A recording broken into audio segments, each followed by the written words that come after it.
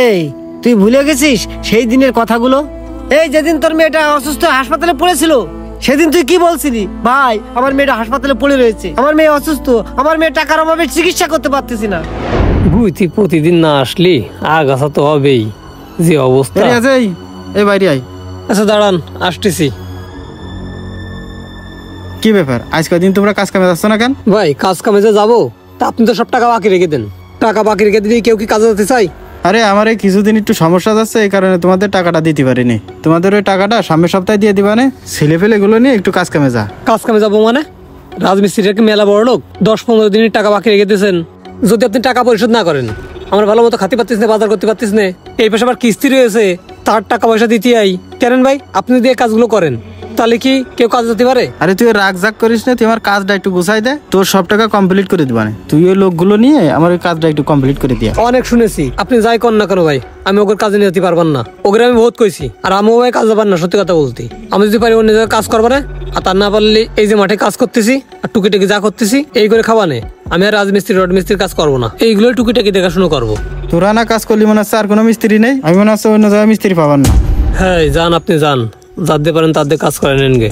আমার ভাইয়ের কাছ থেকে কাজ ছেড়ে দিয়ে আসা উচিত হয়নি। কি যে ভুল কাজ করলাম আমি, না নিজের পায়ে নিজেই কুড়ুল মারলাম। হ্যাঁ আমি আসতেছি একটু পরে, বুঝতে পারছিস? মহাজন আসলে টাকাটা নিয়ে তারপরে আমি আসবানে। আর এই জায়গায় কাজ ছিল আসতে হবে কালকে, বুঝতে পারছিস ভাই? কোনো সমস্যা নেই, কাজ ঠিক। আপনার সাথে কিছু কথা ছিল। হ্যাঁ যন্ত্রপাতি সব লাগবে না। আচ্ছা এই রাখ, তোকে সাথে পরে কথা করছি। কি আছে ক? ভাই আমার একটু কাজে নিয়ে যাবে না ভাই?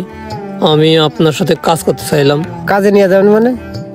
তোরে কাজে নেবো, তুই তো এখন বড় কন্ট্রাক্টর। ভাই আমার আর ওই কথা কই লজ্জা দিন না ভাই। আমি এখন সব লোকজন নিয়ে আপনার কাছে চলে আসবো না, আপনি আমার কাজে রাখেন ভাই। হ্যাঁ কালকে তো তোর আবার কাজে নেবো। রিয়াজ একটা কথা শোন, দীর্ঘদিন তুই আমার সাথে কাজ করেছিস, তোরে কোনোদিন একটা কুটু কথা বলিনি, একটা খারাপ কথা বলিনি। সেই ছোট থেকে তোরে আমি কাজ শিখেছি, সাথে সাথে নিয়ে বেড়াইছি। কত না বাহানা তুই আমার সাথে করেছিস, তোর কোনো একটা চা আমি অপূর্ণ রাখিনি, বুঝতে পারছিস রিয়াজ?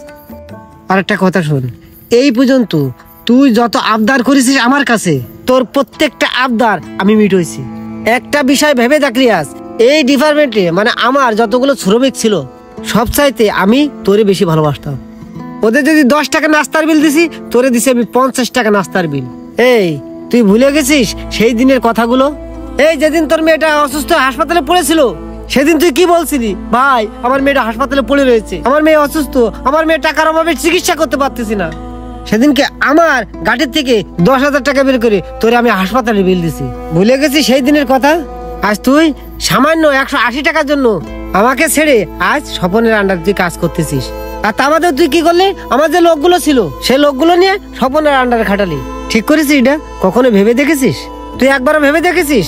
না তুই ভাবিস নি। তুই যদি আমার কথা ভাবতিস তা আমার ছেড়ে তুই কখনো যাতিস না। আর তুই এখন এসে বলতেছিস ভাই আমার একটু কাজের দরকার, আমারে কাজে নেন। হায় রে মানুষ, এ আছে দুনিয়া আর এ আছে দুনিয়ার নিয়ম, বুঝতে পারিস? শোন রিয়াজ, আজকে একটা কথা বলি, হাতি যখন হাবড়ে পড়ে না তখন ব্যাঙেও এক চাটি মারে। আর ঠিক সেই কাজটা তুই আমার সাথে করলি। তুই আমার চাটি দিয়ে গেলি, আমার পিঠে থাবা মেরে বুঝাই দিয়ে গেলি যে মানুষ মানুষের সাথে কতটা ছলনা করতে পারে, কত রকম হিংসামি করতে পারে, কত রকম চালাকি করতে পারে। কিন্তু চালাকি করে কোনো লাভ করতে পারিস নি। আজকে ধরা খেয়ে গেছিস, আর যখন ধরা খেয়ে গেছিস না তখন তুই কি করতেছিস?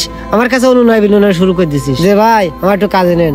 এখন বাদ দে সমস্ত কথা, এখন তুই তোর নিজের বিবেকের কাছে প্রশ্ন করে দেখ, আমি কাজে নেবো কি নেবো না। এখন তুই সিদ্ধান্ত নে। ভাই আমার ভুল হয়ে গেছে ভাই, আমার এবারটার মতো মাফ করে দেন। আমি এরকম ভুল আর কোনোদিন করবো না, আপনার পায়ে ধরে করছি ভাই, মাফ করে দেন। আচ্ছা থাক, পায়ে ধরা লাগবে না, তুই যে তোর ভুল বুঝতে পারিস এতে আমি সন্তুষ্ট। এসব নিয়ে তোর টেনশন করা লাগবে না, যা কালকে কাজে আসছে না। আচ্ছা ভাই। আচ্ছা ঠিক আছে যা, নিজের হাতে মানুষ করে হেলপাত্র, তাই ছেড়ে দিতে পারলাম না। আপনার কাছে যাই কিছু আছে না কেন আপনি অবশ্যই তা নিয়ে সন্তুষ্ট থাকুন। একটা কথা মাথায় রাখবেন, আপনি কাউকে ঠকিয়ে কোনোদিনও নিজের উন্নতি সাধন করতে পারবেন না। কথায় আছে নদীর এপার ওপার কহে, এ পারেতে নাই সুখ ও পারের লোকে কহে। তাই ভাই আপনাদের উদ্দেশ্যে বলছি, আপনি যেখানে থাকুন অবশ্যই নিজের অবস্থান নিয়ে সুখে থাকুন বা সুখে থাকার চেষ্টা করুন।